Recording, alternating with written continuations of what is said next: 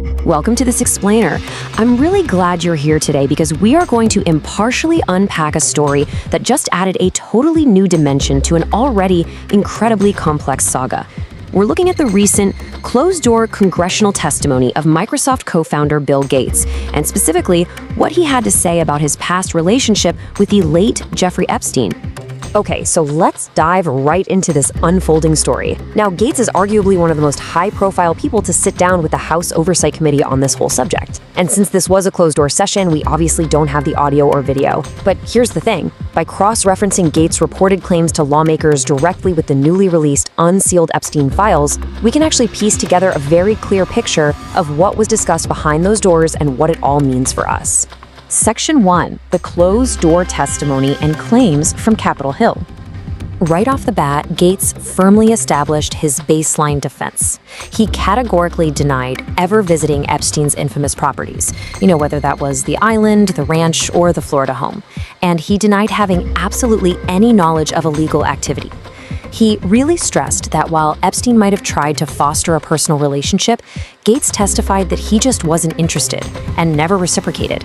He reportedly told lawmakers that they didn't socialize or hang out beyond dinners, and he made it explicitly clear that there were never any girls or young women around during their meetings. Let's look at the timeline here to see how this builds, because it's pretty crucial.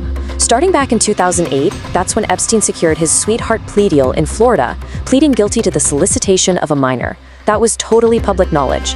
So naturally, the pressing question lawmakers have is, why did Gates initiate a relationship in 2011, literally years after Epstein was already a convicted sex offender? The source material even points out a 2014 email where a medical expert who worked for Gates warned him to keep a healthy distance from Epstein, cautioning that Epstein really appeals to people's weaknesses. And addressing that exact question, Gates completely acknowledged this severe lapse. He literally called it a grave error in judgment. He told the committee that, he recalled being aware Epstein faced prior legal issues, but he just didn't fully grasp the extent of the crimes at the time.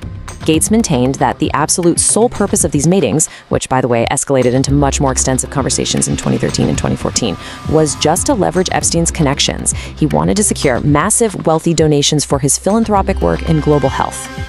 Section 2. The philanthropy connection and unpacking the DAF. To really understand the context of their relationship, we've got to look at something called a DAF, or a donor-advised fund. According to these unsealed emails, Epstein pushed Gates really hard to establish this philanthropic giving vehicle. The communications show Epstein acting almost like a high-level strategic consultant. In fact, one of the emails shows they even compared this fund to cloud computing for the giving world. Basically, the idea was that all the administration is handled in the cloud, and the wealthy donor just seamlessly reaps all the tax benefits. But what's truly fascinating here is how these emails expose Epstein's exact strategy. Take a look at this quote from a 2014 email from Epstein to Gates. "A DAF with you is the pinnacle of their giving lives."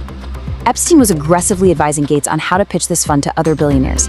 He basically told Gates, look, don't just talk about funding small worms or special diseases, but instead appeal directly to the donors' egos.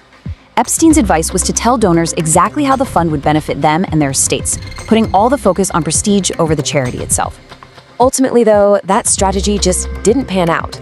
In 2014, Gates eventually wrote to Epstein saying, "I don't think we have any people at this point who will move to do something soon." Gates claims that when it became totally clear this massive fund wasn't going to happen, he cut ties. And according to his testimony, stepping away from the table like that is exactly what allegedly triggered a very dark, retaliatory response from Epstein. Section 3. Blackmail, leaked emails, and the unverified drafts. So, buried inside these released Epstein files, investigators found some highly unusual draft emails from 2013. Now, these appear to be emails Epstein either drafted to send out or maybe just saved to himself, but they were seemingly designed to be used as explosive leverage against Gates. And the contents of these drafts are just wild. They're written to read like a resignation letter from some disgruntled aide who claims they were forced into a cover-up just to protect Gates' reputation. The draft lists these highly salacious, completely uncorroborated allegations. We're talking claims that the aide had to help Gates get drugs after tryst with Russian girls, facilitated illicit affairs with married women, provided Adderall for bridge tournaments, and it even implores the recipient to delete emails regarding an alleged STD. The draft even attempts to negotiate a massive multi-million-dollar severance package in exchange for keeping quiet. Now, the absolutely crucial point here is that we must maintain complete neutrality. A spokesperson for Gates categorically denied these claims, flat out calling them absolutely absurd and completely false.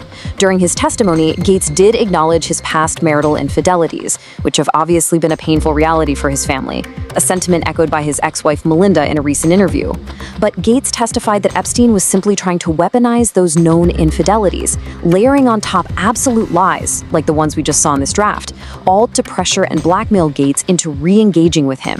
Section 4. The broader investigation and conflicting realities. Zooming out from the Gates testimony for a second, we run into a stark contrast. We have claims of total ignorance placed right next to harrowing accounts of manipulation. The committee interviewed 2 of Epstein's assistants, and the conflicting realities here are deeply unsettling. On one side, you have executive assistant Leslie Groff, who testified she saw nothing but normal massage appointments. She claims Epstein was a master deceiver who entirely hid his secret life of abuse from her. But on the other side, personal assistant Sarah Kellen delivered a truly chilling account, stating Epstein groomed, psychologically abused, gaslit, and forced her into sexual acts just to keep her job. She told lawmakers, us victims didn't stand a chance. It just goes to show the incredibly complex web the committee is trying to untangle. And this brings us to the ultimate purpose of these hearings. It is so vital to remember that the House Oversight Committee is not a law enforcement agency. They literally cannot arrest or charge anyone. While they can refer matters to the Department of Justice for prosecution, their primary goal is purely legislative.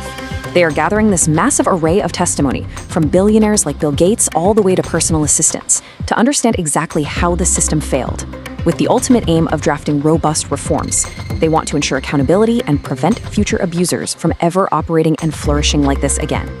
Which leaves us with this final, really provocative thought.